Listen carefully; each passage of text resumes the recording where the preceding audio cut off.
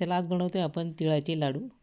आता हिवाळ्याचे दिवस आहे, तीळ तर खाल्लीच पाहिजे. अशा प्रकारे तरी पोटात जाईल आपल्या लाडूच्या रूपात. म्हणजे कसं, आणि लाडू पण असे बनवतोय आपण काही एकदम सोपी पद्धत आहे आणि थोड्या वेगळ्या पद्धतीने 10-15 मिनटात होणारे लाडू आहे. आपल्याला पाक पण गुळाचा पाक नाही करायचा आपल्याला, आणि थोडी वेगळी पद्धत आहे पण एकदम सोपी आहे.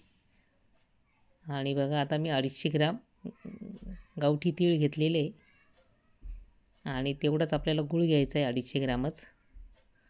हे वाटीने मी मोजून घेतलेलं आहे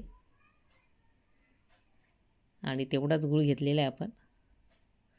250 ग्रॅम तीळ आणि 250 ग्रॅम गूळ घेतलेलं आपण, सारखं प्रमाण वापरलेलं आहे. आणि बघा, आता आपल्याला मी एका पातेल्यामध्ये ते गूळ टाकून घेतलेला आहे आणि कुकर घ्यायचं आहे आपल्याला. तुम्ही मला कुकर आणि त्याच्यामध्ये गूळ, तर बघा एकदम सोपी पद्धत आहे. आणि कुकरमध्ये खाली पाणी ठेवायचे, टाकायचे आणि आपण ज्या पातेल्यात गूळ ठेवले आहे त्याच्यावर झाकण ठेवायचे, पाणी त्याच्यात पडता कामा नये. आणि कुकरचं झाकण लावून आपल्याला 7-8 शिट्ट्या करून घ्यायच्या आहे कमी गॅसवर. आणि इकडे आता मी कढई ठेवलेली आहे, तिकडे आपला गूळ होतं आहे, 7-8 शिट्ट्या होतात ते कुकरमध्ये. आणि इकडे कढईमध्ये आता आपल्याला तीळ भाजून घ्यायचे.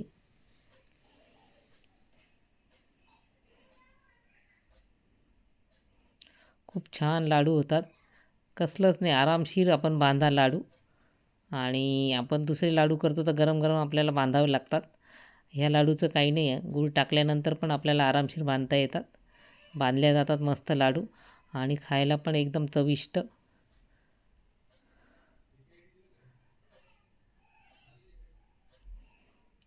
10-15 मिनटात लाडू तयार होतात. आणि तिळाचे फायदे तर तुम्हाला माहीतच आहे. आता बघा, तीळ आपली चांगली भाजल्या गेलेली आहे, एका ताटात काढून घेतलेली आणि ती गार झाल्यानंतर मग आपल्याला मिक्सरमधून काढायची आहे. जास्त बारीक पण नाही. आणि मी थोडीशी 50 ग्रॅम बाजूला काढून ठेवलेली आहे आणि ती 200 ग्रॅम आपण मिक्सरमधून काढून घ्यायची. बघा, अशा प्रकारे गार झाल्यानंतर दळायची आहे ती. जास्त बारीक पण नाही आणि जास्त जाडसर पण नाही, थोडी मिडियम ठेवायची. बघा, अशा प्रकारे. आणि एका बाउलमध्ये काढून घेते मी आता.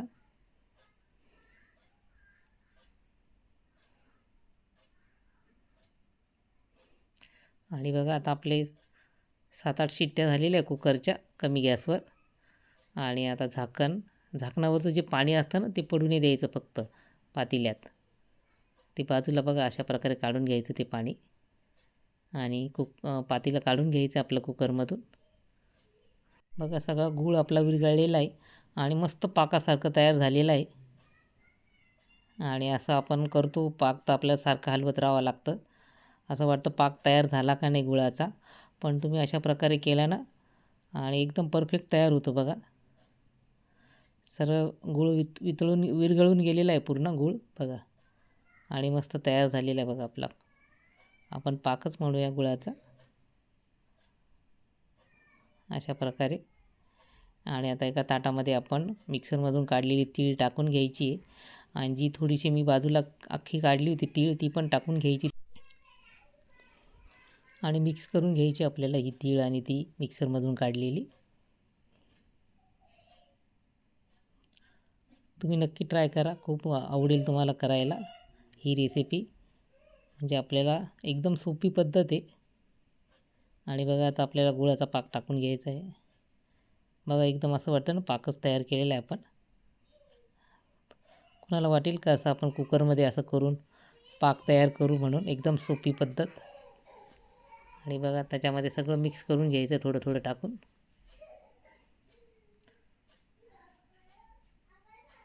आणि एकदम परफेक्ट प्रमाणे 250 ग्रॅम गूळ आणि 250 ग्रॅम तीळ. पाक पण बरोबर त्याला परफेक्ट बसतो, म्हणजे लाडू बांधायला पण आपल्याला सोपं जातं. आणि त्याच्यामध्ये मग आपल्याला तूप टाकायचं आहे थोडं, 1-1.5 चमचा. जास्त नाही टाकायचं, थोडं टाकायचं आहे. सगळं मिक्स करून घ्यायचं आहे बघा, पाक आणि तीळ मस्त.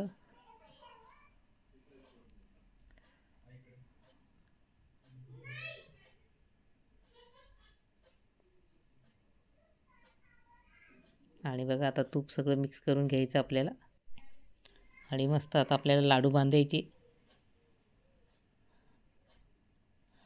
आणि असे आपण दुसऱ्या प्रकारे करतो तर खूप गरम असतं, हाताला थोडंसं चटके पण लागतात, पण बांधतो आपण पाण्याचा हात घेऊन. पण ही एकदम सोपी पद्धत आहे, तुम्ही नक्की ट्राय करा, तुम्हाला नक्की आवडेल. रेसिपी आवडल्यास लाईक शेअर आणि सबस्क्राईब करा. मस्त खा आणि स्वस्त राहा. आता थंडीच्या दिवसात जास्तीत जास्त तीळ आपली खाल्लीच पाहिजे आपण. चटणी म्हणा, वेगवेगळ्या प्रकारे आपण करू शकतो तिळाचे प्रकार. चिक्की पण करता येते तिळाची मस्त, तिळाची पापडी पण करता येते आपल्याला. आणि तयार झाले बघा आपले लाडू सगळे. आता मस्त बांधून घ्यायचे आणि एकदम खाण्यासाठी तयार आहे आपले तिळाचे लाडू.